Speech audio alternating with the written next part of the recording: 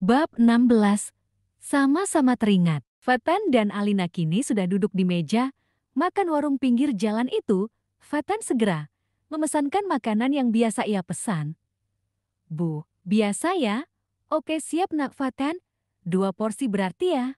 Sahut ibu pemilik warung itu seraya melihat ke arah Alina. Alina membalas tatapan ibu itu dan tersenyum ramah. Iya bu, biar anak ini nggak masuk rumah. Sakit lagi? Kan aneh kalau lihat dia pakai baju. Pasin gini, ucap Fatan. Alina membalas dengan tatapan kesal, kemudian mengalihkan pandangannya pada hal lain. Fatan tersenyum kemudian melihat ponselnya memeriksa apakah ada pesan. Masuk. Tidak berapa lama, pesanan pun datang. Mata Alina terbelalak begitu ia melihat sambal terasi dan rebusan. Ayam panggang yang juga tidak kalah menarik perhatiannya. Kemudian ibu itu menyajikan berbagai macam hidangan laut. Juga, Alina hampir tidak bisa menahan salivanya. Fatan lagi-lagi tersenyum dan merasa senang telah membawa Alina ke tempat itu. Setelah semua hidangan disajikan, Alina mencuci tangannya, berdoa dan mulai makan. Fatan makanan ini sangat enak, puji Alina dengan mulut penuh makanan. Ibu dengar, cewek ini bilang makanan ibu. Enak, pekik Fatan. Hai, kenapa kamu berteriak? Cela Alina. Merasa malu. Fatan hanya tertawa dan ikut makan. Sesekali Fatan bercerita tentang dirinya dan gengnya. Fatan juga menjelaskan bahwa tidak semua anak geng motor itu jahat seperti Janesen. Baginya Janesen dan gengnya adalah segerombolan parasit yang menyebabkan penyakit pada inangnya. Baiklah, jadi kamu sebenarnya ingin mengatakan bahwa orang gila kemarin itu parasit dan kamu inangnya?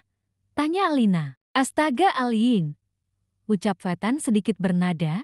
Perasaan Alina sedikit goyah mendengar panggilan Fatan yang seperti itu.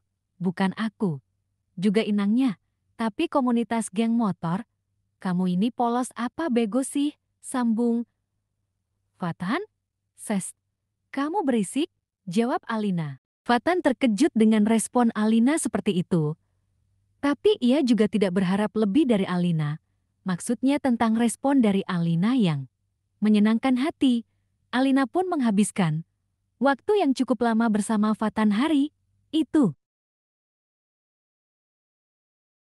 Alina menatap keluar jendela kamarnya. Cuaca hari itu terlihat sangat mendung tapi tidak hujan. Sesekali Alina juga melihat ponselnya untuk melihat beberapa komentar yang masuk dari para penggemarnya.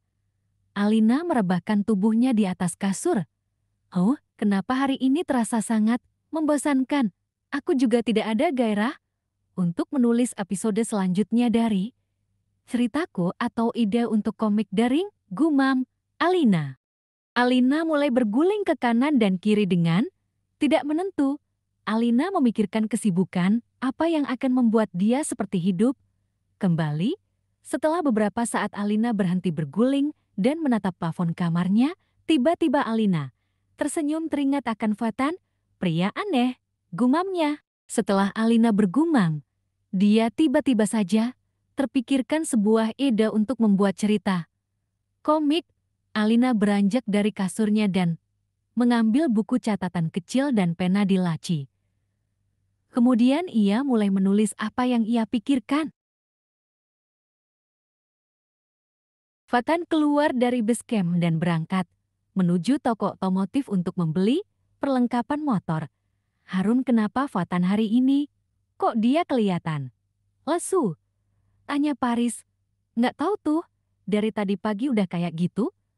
Padahal kemarin dia baru aja nganterin cewek cantik, jawab Harun.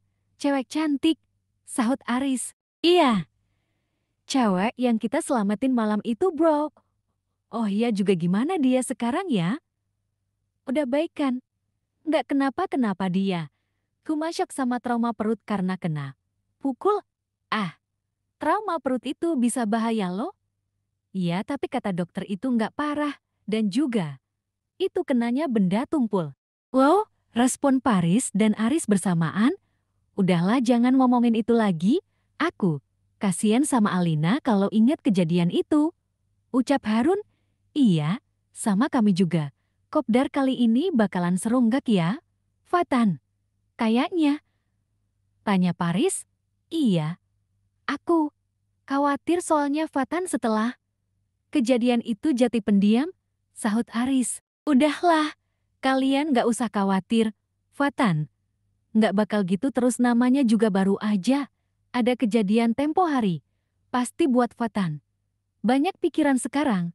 Kalau soal kegiatan, selanjutnya mah Fatan pasti bisa buat. Keadaan jadi seru lagi. Paris dan Aris mengangguk setuju. Harun dan yang lainnya pun kembali pada pekerjaan mereka. Masing-masing yaitu memodifikasi motor mereka untuk kopdar. Selama perjalanan menuju toko, Fatan terlihat tidak fokus. Pikiran Fatan tertuju pada Alina. Fatan tidak bisa melupakan Alina sama sekali. Semenjak hari itu, Alina yang selalu bersikap acuh tak acuh padanya dan apa yang ia lihat kemarin di warung makan. Fatan sangat tidak memahami Alina dan kini ia merasa ingin memahaminya. Fatan, barang yang kamu cari tinggal satu ini saja. Warnanya juga tidak ada yang sesuai dengan yang kamu inginkan. Adanya cuma warna biru sama silver, ucap pemilik toko. Menyadarkan Fatan dari lamunannya. Oh, nggak apa-apa Pak. Warna biru dan silver kini sudah menjadi warna favoritku, jawab Fatan. Karena kedua warna itu adalah warna dari rambut Alina. Ya udah, aku ambil plastik bentar kalau gitu. Setelah selesai Fatan kembali ke base camp untuk memodifikasi motornya sendirian karena teman-temannya sudah pulang. Beberapa saat kemudian, Fatan sudah berada di rumah.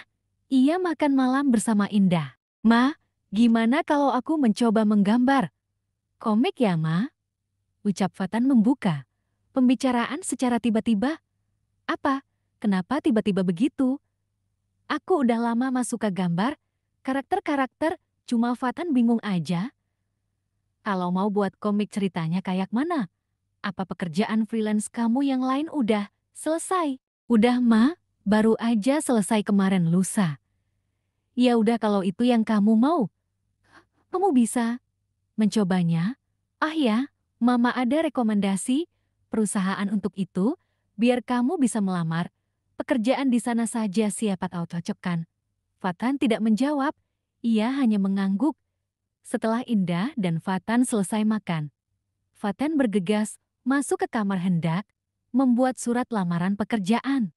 Indah melihat ke arah Fatan dan memastikan anaknya sudah masuk ke dalam kamar. Kemudian Indah mengeluarkan ponselnya dan mencoba menghubungi seseorang. Halo Nak Lis, apa ya nama perusahaan tempat Nak Alina bekerja? Ternyata Indah sempat bertemu dengan Lis di rumah sakit beberapa hari yang lalu. Ketika Indah sangat ingin membawakan makanan sehat untuk Alina, Indah menitipkan makanan itu pada Lis dan mereka juga berbincang cukup lama tentang Alina sampai mereka saling bertukar nomor. Janesin keluar dari rumah sakit. Ia berjalan dibantu oleh tongkat karena kakinya terkilir. Anak buah Janesen mencoba membantunya, tapi Janesen menepis tangannya, menjauh dariku. Maaf bos. Janesen segera menuju base camp dan tidak pulang ke rumahnya. Setelah beberapa saat ia sampai di base camp, ia melihat base camp yang masih dalam keadaan kacau akibat perbuatan Fatan. Pria itu terlihat geram karena teringat kejadian di mana ia dibuat kalah oleh Fatan. Anak buah Janesen segera merapikan base camp agar Janesen tidak marah. Faiz, salah satu anak buahnya, menuntun bos mereka agar duduk di salah satu tempat yang tidak berantakan. Di mana Fatan dan Alina sekarang?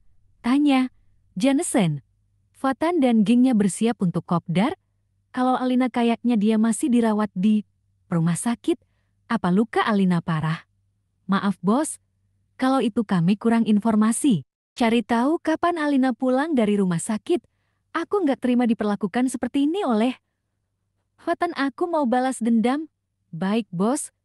Tapi bos, gimana caranya kita mau balas dendam pada Alina dan Fatan? Aku yang pikirkan caranya. Kalian lakukan aja apa yang aku suruh. Baik, bos. Bersambung.